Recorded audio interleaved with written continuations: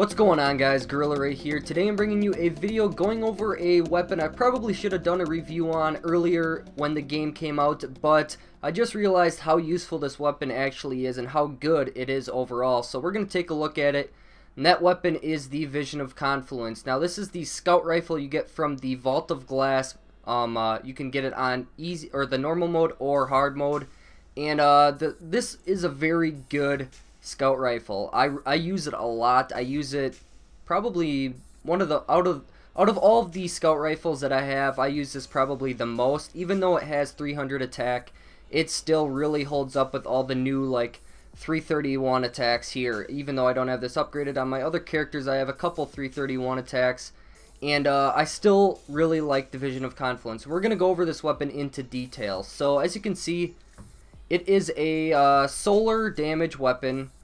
It basically has a really cool aspect to it. It fires in full auto, so that really helps out. And you're gonna notice in the gameplay, you can basically hold the trigger just like any assault rifle or auto rifle, and you can use it basically like an auto rifle. It's just a little slower fire rate, but it packs quite a punch. So we're gonna take a look at the sights here.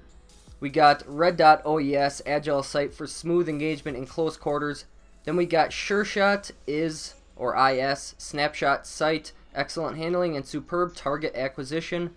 Then we have ranged lens RLS3, the mid-range scope, good effective range and recoil control, heavy and slow. So I tend to use this middle perk just because one of the perks on here increases the stability while it's being fired. So I don't really I don't tend to use this one as much. As you can see, this one really increases the stability basically to the full extent.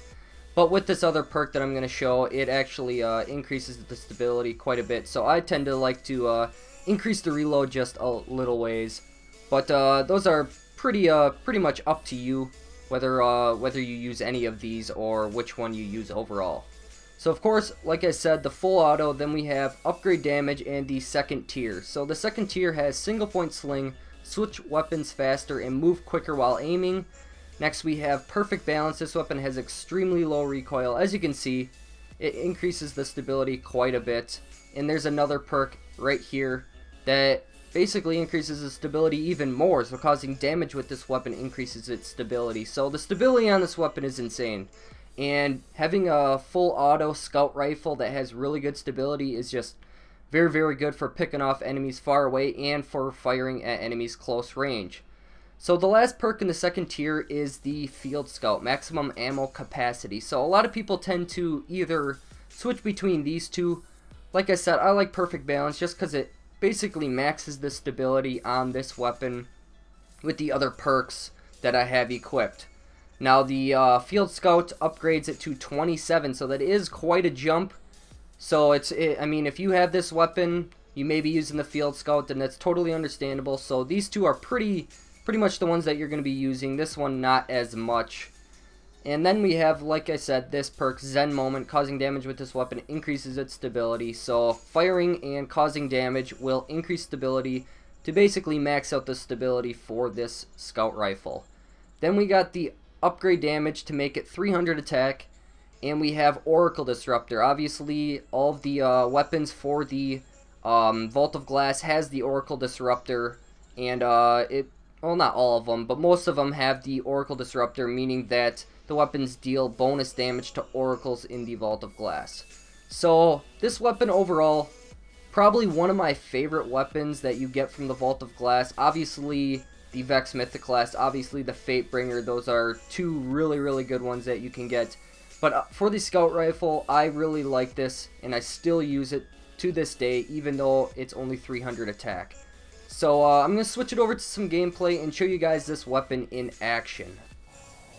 Alrighty guys, so we're here on the moon, and you can see it.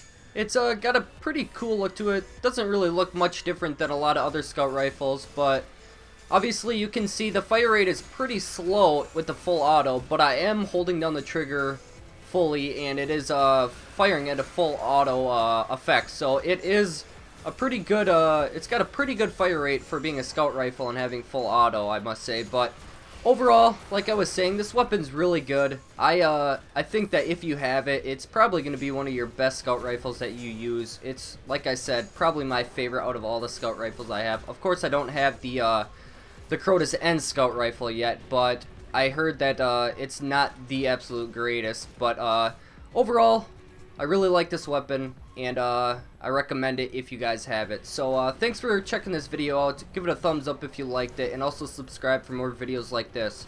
So thanks again for watching, and I will talk to you all later.